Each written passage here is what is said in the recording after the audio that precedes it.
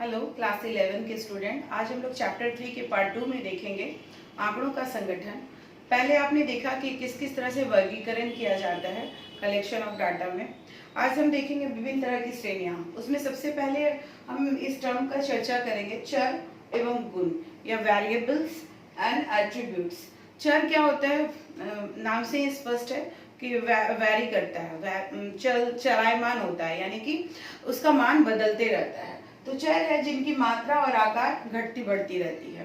ये दो तरह के हो सकते हैं, खंडित और अखंडित चर। खंडित चर यानी कि डिस्क्रीट वेरिएबल्स जिसका मूल्य निश्चित रहता है। जैसे आप उदाहरण के लिए देखें, किसी परिवार में बच्चों की संख्या वो निश्चित होती है, 2 बच्चे हुए, 4 बच्चे हुए। पॉइंट में ये संख्या नहीं हो सकती कि 2.5 बच्चे हैं या फिर 3.5 बच्चे हैं। तो ये क्या है? खंडित चर जिसका मूल्य क्या होता है? निश्चित होता है। उसके बाद हम देखते हैं अखंडित चर या कंटिन्यूअस वेरिएबल्स। इसमें क्या होते हैं? निश्चित सीमा के भीतर को भी मूल्य।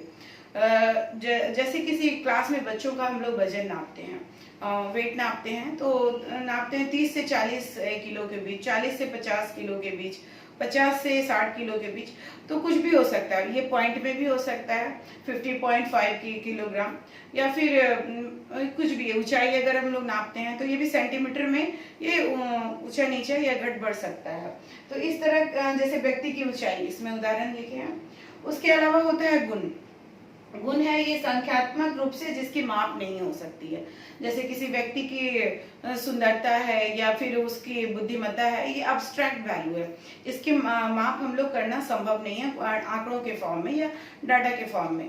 तो ये इसके लिए हम लोग क्या करते हैं? रैंक का निर्धारण करते हैं कि फलाना व्यक्ति उससे ज्यादा बुद्धिमान है या फिर वो लड़की उससे ज्यादा सुंदर है। तो इसमें हम रैंकिंग देते हैं। तो ये जो है वेरिएबल्स को हम लोग नाप सकते हैं आंकड़ों के फॉर्म में, लेकिन गुण जो है उसको रैंक के फॉर्म में हम लोग मापते हैं। उसके बाद हम लोग देखेंगे सांख्यिकीय श्रेणियां। आपने पहले वर्गीकरण देखा, अब हम देखते हैं श्रेणियां। श्रेणियां क्या होती है? ये दो तरह की होती है, संरचना के आधार पे और प्रकृति के आधार पे। तो संरचना के आधार पे हम लोग देखते हैं किस किस तरह की श्रेणियां होती हैं। पहला है व्यक्तिगत श्रेणी और दूसरा है आवृत्ति श्रेणी या फ्रीक्वेंसी डिस्ट्रीब्यूशन। व्यक्तिगत श्रेणी नाम से स्पष्ट है कि इंडिविजुअल, इसमें किसी भी मद का मूल्य लिया जाता है ना। जैसे कि किस क्लास में किसी व्यक्ति का मार्क्स लेना है, बच्चों का मार्क्स लेना है, तो उसे हम किस तरह से अरेंज कर सकते हैं? या तो रोल नंबर वाइज या फिर अल्फाबेटिकली नेम वाइज, है ना। कि मान लीजिए एक रोल नंबर को इतना मार्क्स असाइन हुआ, 20 नंबर मिला, 2 रोल नंबर को 50 मिला, ऐसे करके मार्क्स असाइन कर सकते हैं। या फिर अल्फाबेटिकली, अगर ए से है तो ए रोल नंबर जिसका नाम ए से स्टार्ट है उसको इतना मार्क्स मिला। तो इस तरह से इसको अरेंज करते हैं। उसके बाद व्यक्तिगत श्रेणी में दूसरा है आरोही क्रम, यानी कि असेंडिंग ऑर्डर, बढ़ते हुए क्रम में। जिसका मार्क्स सबसे कम मिला उसको सबसे पहले रखते हैं, उसके बाद बढ़ते हुए क्रम में मार्क्स को रखते हैं। उसके अलावा फिर क्या है? अवरोही क्रम, यानी घटते हुए, यानी कि जिसका मार्क्स सबसे ज्यादा है उसको सबसे ऊपर रखते हैं और जिसका मार्क्स सबसे कम है उसको सबसे नीचे रखते हैं। तो इसमें व्यक्तिगत डाटा असाइन किया जाता है, हर एक व्यक्ति का अलग अलग डाटा का मूल्य होता है। उसके बाद फिर हम लोग देखेंगे आवृत्ति श्रेणी। आवृत्ति श्रेणी में हम लोग देखेंगे दो तरह की है, खंडित और अखंडित श्रेणी। खंडित श्रेणी जैसे नाम से स्पष्ट था कि इसमें मूल्य निश्चित होता था, और इसमें अखंडित श्रेणी में इसमें पॉइंट्स में इसका वैल्यू आता है। इसके अलावा हम कुछ टर्म्स का चर्चा कर लेंगे, क्योंकि ये डाटा का जब ऑर्गेनाइजेशन करते हैं तो ये चीज बहुत ज्यादा महत्वपूर्ण होता है। ये टर्म्स अगर जानेंगे उसी के अकॉर्डिंग हम लोग डाटा को अरेंज करते हैं। फ्रीक्वेंसी, सबसे पहले फ्रीक्वेंसी या आवृत्ति क्या होती है? मान लीजिए 100 बच्चों का समूह है, उसमें सबके मार्क्स कितने कितने आए। मान लीजिए 20 से 40 तक में किसी के मार्क्स आए, या फिर 20 से 40 तक में 5 बच्चों का मार्क्स, या फिर छोड़िए इसमें आवृत्ति को देखते हैं। आवृत्ति में क्या होता है? वर्ग में सम्मिलित मदों की संख्या।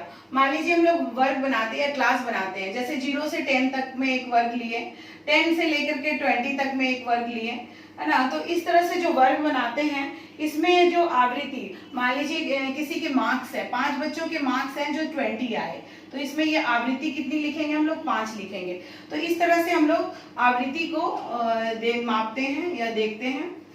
उसके बाद है वर्ग। वर्ग एक निश्चित सीमा के अंदर कोई भी मूल्य या निश्चित सीमा, जैसे 0 से 10 के बीच में हम लोग मान लिए हैं, फिर 10 से 20 100 स्टूडेंट का मान लीजिए वर्ग बनाते हैं, तो 0 से 10 एक वर्ग हो गया, फिर 10 से 20 या 11 से 20 एक वर्ग हो गया। इस तरह से पूरा 10 वर्ग बना लेंगे तो ये क्या हो गया, वर्ग। निश्चित सीमा के अंदर जो भी मदे हैं, है ना। उसके बाद फिर है वर्ग सीमाएं या क्लास लिमिट। इसमें क्या है, मान लीजिए 0 या 10 से 20 के बीच का ये वर्ग है, तो इसमें क्या है, निचली सीमा कितनी हुई, 10 हुई, और ऊपरी सीमा कितनी हुई, 20 हो गई। तो ये क्या है, वर्ग की क्या सीमाएं हैं, ऊपरी सीमा और निचली सीमा, ये होता है वर्ग की सीमाएं या क्लास लिमिट। उसके बाद हम लोग देखते हैं वर्ग अंतराल या क्लास इंटरवल। ये क्या होता है, ऊपरी और निचली सीमा का अंतर, है ना। ये कितना है, 20 माइनस 10, ये जो भी है 20 माइनस 10 कितना हुआ, 10, यानी कि इसका वर्गांतर कितना है, क्लास इंटरवल कितना है, 10 हो गया। उसके बाद क्या है, मिड वैल्यू, मध्य मूल्य।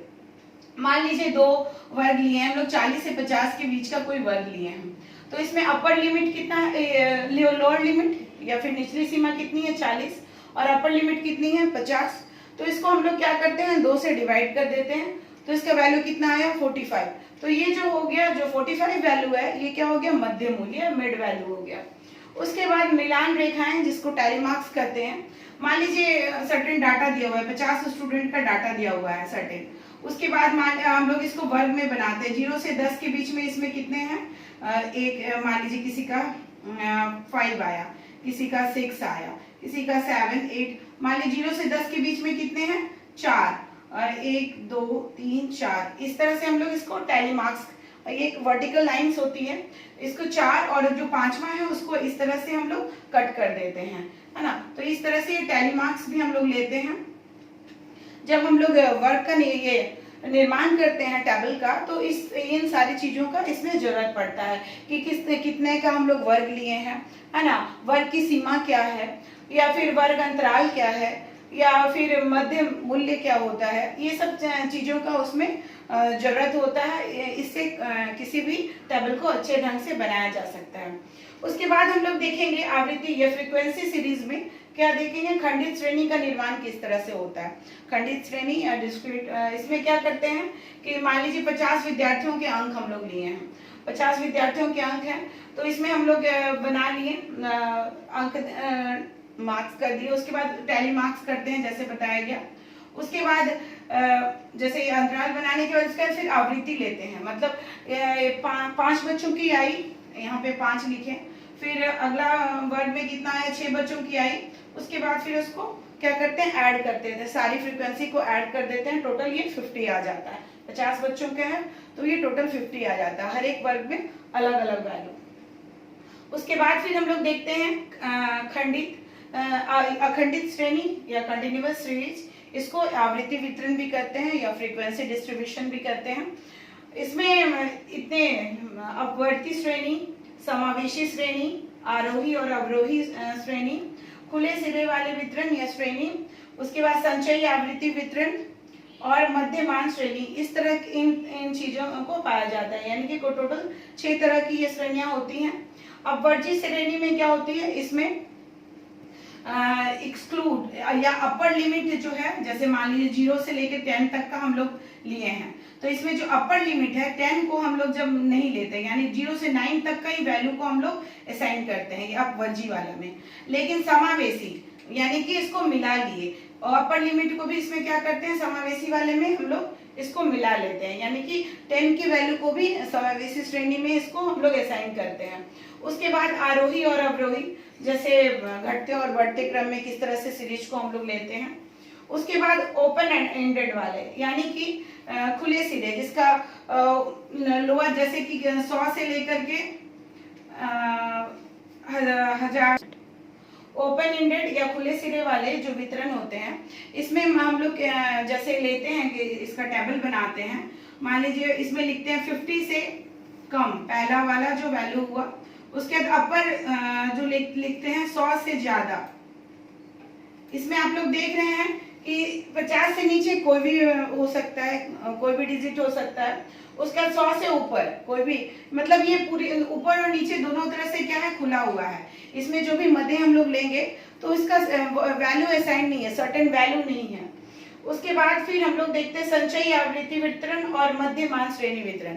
ये अगले भाग में हम लोग इसका विस्तृत रूप से चर्चा करेंगे, साथ ही साथ खुले वितरण वाले का उदाहरण दे करके फिर उसको हम लोग चर्चा करते हैं।